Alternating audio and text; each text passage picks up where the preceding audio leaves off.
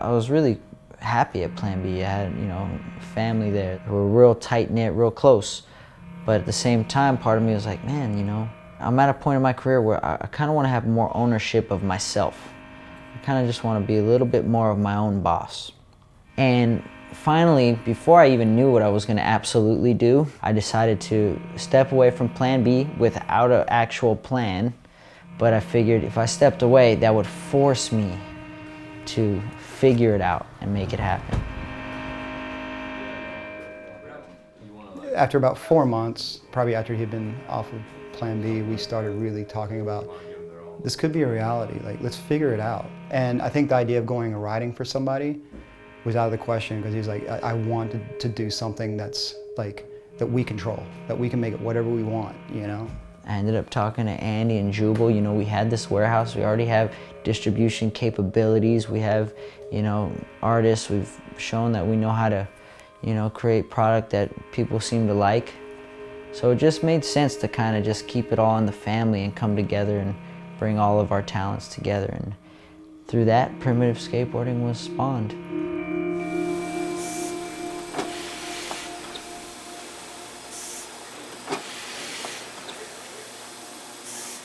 I truly trust my guys. Andy and Jubal have already been doing the primitive thing for years. They've already shown what they got. I don't even touch that, you know, like I'm happy with everything they do. And Heath coming into the fold on the skateboard end of things, he's really taking charge and creating the vision. So for me, I'm lucky to have such a good group of dudes where I'm not in here every day emailing, calling manufacturers, putting this stuff together. Like I would never get anywhere if I did that. I still am just skate. That's what I'm good at. That's what I bring to the table. You know, I'm here the guy to represent the brand. I feel like if I'm doing my job right, he can just 100% focus on skating.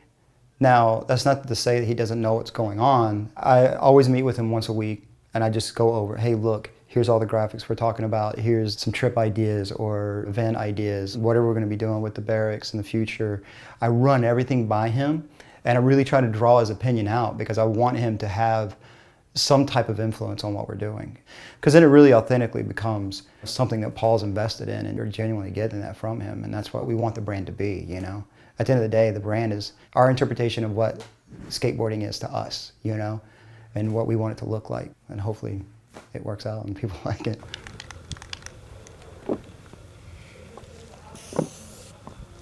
Didn't even touch it. At the time that I discovered the gold board, it was not a thought out like, this is it, this is how the plan's gonna be. It was really when I had stepped away from Plan B and I started spray painting my boards. I bought a few colors of spray paint at the hardware store. And gold was the only color that went on smooth. Didn't leave extra puddles, it dried all the way. So I just ran with that for a few boards, and I'd be at a contest or I'd be somewhere and people were like, damn, that board looks sick, that board is gold, looks dope, like whatever. And I was like, wow, sick, like that's kind of cool, people are feeling it, I was feeling it. And so I just kept going gold. And in the process, I'm trying different wood manufacturers, trying different boards. And Adam down at Berrics just took it upon himself to put the foil on there. And when we got him, we were like blown away. And it like blinged, you know what I mean? Like it was way better than any spray paint job I could have done. And I was like, this is awesome. And I was running them and running them. That gold board is really a story of how this brand started. You know, it's the foundation of how this thing started. So that's why we kind of kept the gold integrated. And we'll have it in there for a little while. A lot of the foil is done with Paul's stuff specifically. And we're going to keep that as a theme for Paul especially. And it might play out through, you know, other aspects of the line, but definitely the gold is very much like one of our mainstays for sure. I mean, it just makes sense. Yeah, it was real cool. There you go. Wow. See these bad boys. This is my stash right here? That's your stash. Sick. We got more coming. So, be riding one on Thursday, right? I can officially ride one? Yes, you can put one together, ride at the Berrics. And then before you guys go to China, you should have a few of every graphic to pick from and Sick. ride. Yes. This is so cool. I showed Steve and he was really stoked. I gave him the first sample. The Yeah. first sample that we got of it. Of this? I gave it to Steve. Yeah, he was so hyped. Yeah, this one's our Berrics when we get logo. This one's launching strictly on the Berrics. How many are we doing? 100. 100.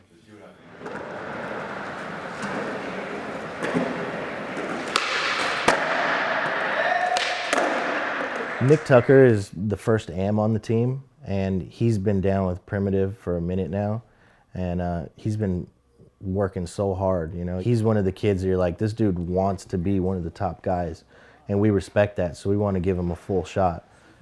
I really like his style, how like calm he is, like the way his movements are very calm and fluid. It's certain details. It's not even just like, this guy can do a lot of hard tricks. You know, of course that helps. But for me, it's more about those extra things that can't necessarily be taught, you know, that are more like either you have it or you don't type things, you know. And Nick has those qualities. And Carlos is somebody that I think I stumbled on a video of him from Spain like 4 years ago. He's from Brazil, but he was living in Spain. And I just remember he does a switchback 3 on flat, and ever since then I was like, Paul, check out this dude, you know. And I've just been a fan ever since. So in the back of my mind, as I ever had an opportunity to like have something like this to work with people, Carlos was like definitely somebody. Like, I just love the way he skates. And he's an awesome dude.